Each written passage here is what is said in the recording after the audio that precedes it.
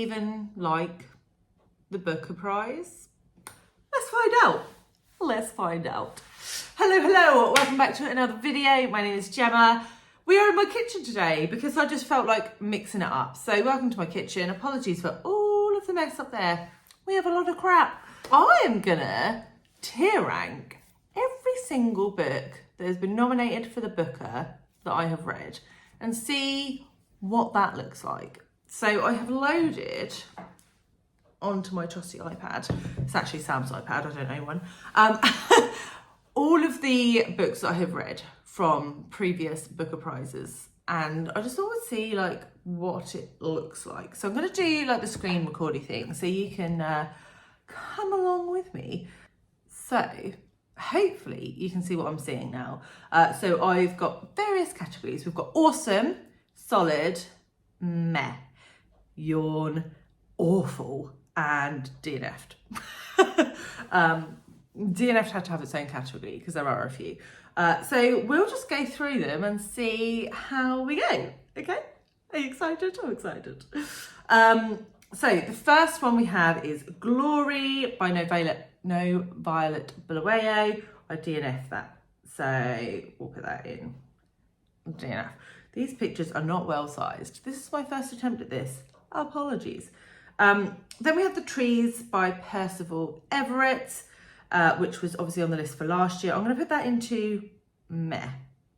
It started off with a lot of promise for me, but it was just, I don't think I'm a satire person.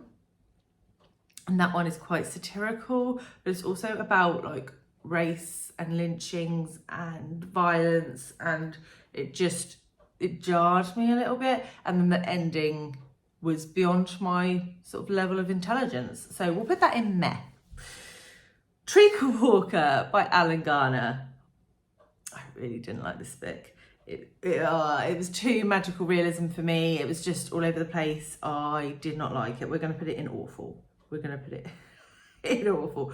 And I am aware that some people loved that book last year. I just was not one of them. The 7 Moons of Maali, Almeida. So that book took me a long time to get through, but actually when I finished it, I did like it. So I think 7 Moons is a solid entry. So yeah, that's fine. Keegan, Small Things Like These, tiny little novella. Set in Ireland. I thought it was fine, but it was really short and it just didn't pack the punch that I would have wanted from a book like less than 100 pages. So I think we're going to put Keegan in meh. I fear that a lot of these are going to be very unpopular opinions. We haven't even got to the really unpopular ones yet. So, yeah. Audrey Magee's The Colony. Yawn. That was a yawn one for me. Interesting stuff around language, but I just don't care about like 2 guys on an island. Just don't. Maps for Our Spectacular Bodies by Maddie Mortimer. Now this one was fantastic, devastating, about a woman with cancer, but really interesting the way that the cancer or the woman's body had a voice within the story and how that all fit together, and it was just utterly devastating. I was breaking inside after reading that, so that's got to go in. Awesome. Nightcrawling by Leila, Mottley, the youngest author ever to be longlisted for the Booker, and with good reason. This one looked at a young girl in America dealing with race and poverty, and yeah, it was fantastic. I highly recommend. I loved it. I did a solo review for that one. That was awesome. Oh, William by Elizabeth Strout. I think that's going to have to go in yawn. I wouldn't say awful. I think I can understand why people would like the writing. I didn't. I can understand why people would, but it was just really dull. It was just really dull. So we're going to put that one in yawn. Yawn. Actually, looking at it now, it doesn't look awful. Well, it does look quite bad. We've only got like 3 above meh. That's quite bad, isn't it? Great Circle by Maggie Shipstead. Loved it. Awesome. Epic. Feminist. Just really excellent story. And historical fiction, which I love. We love. The Promise by Damon Galgut. I DNF'd. And that was a winner. Sauce. Shuggie Bain by Douglas Stuart. I would say solid.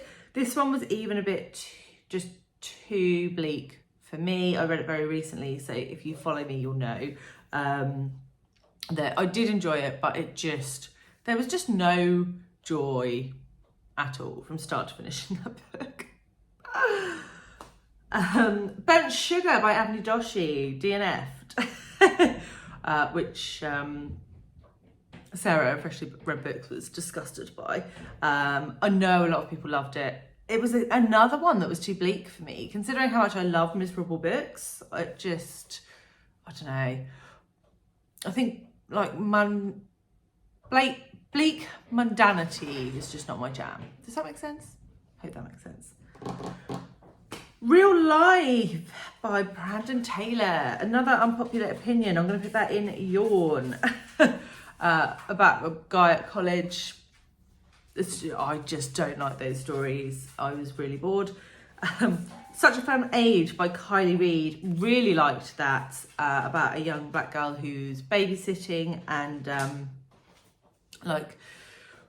the impression that people get of a young black girl with white kids, and yeah, it was pretty eye-opening.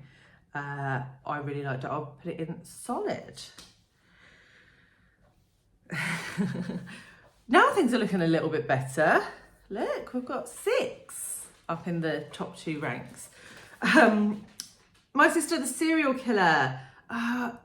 Meh. I thought it was fine. I didn't love it. I don't really have much to say. I just thought it was very average. Now we come to another unpopular opinion. Girl, Woman, Other by Bernardine Evaristo. We're going to put that in either meh or yawn. I think we'll put it in meh. It reads like short stories. They are interconnected short stories. I think Reid has just stolen my trainer. Yes, he has.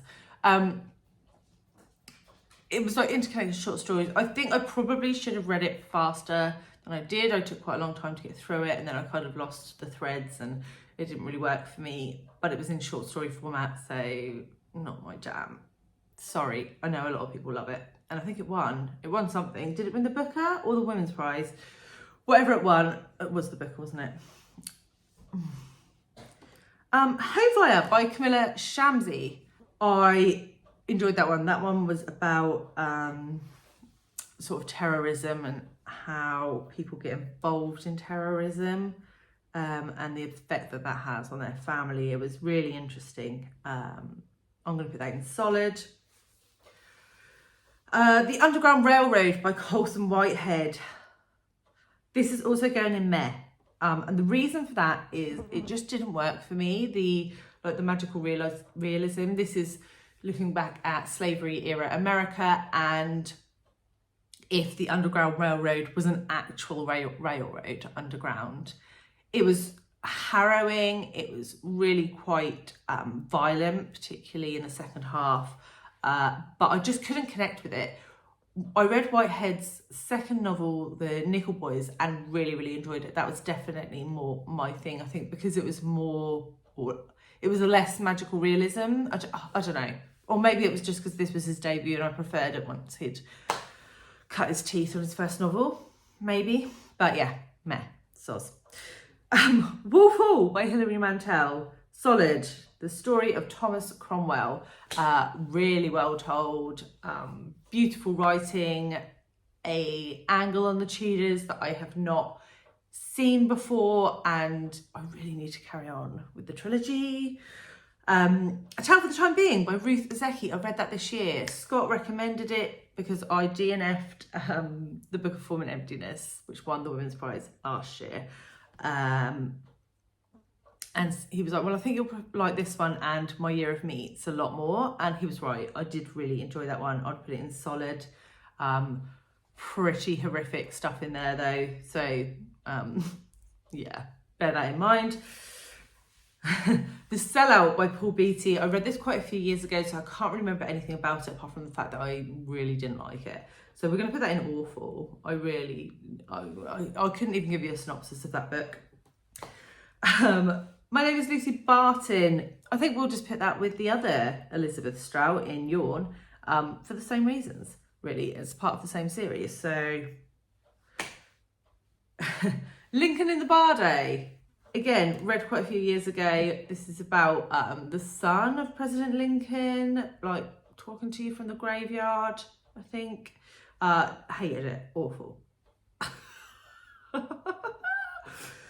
Jonathan Strange and Mr. Norrell by Susanna Clarke. Also awful and really long. This was before I was a prolific DNFer. If I read this now, it would have got DNF'd. Probably about the 300 page mark. It's like 1,000 pages long. Cloud Atlas. DNF'd.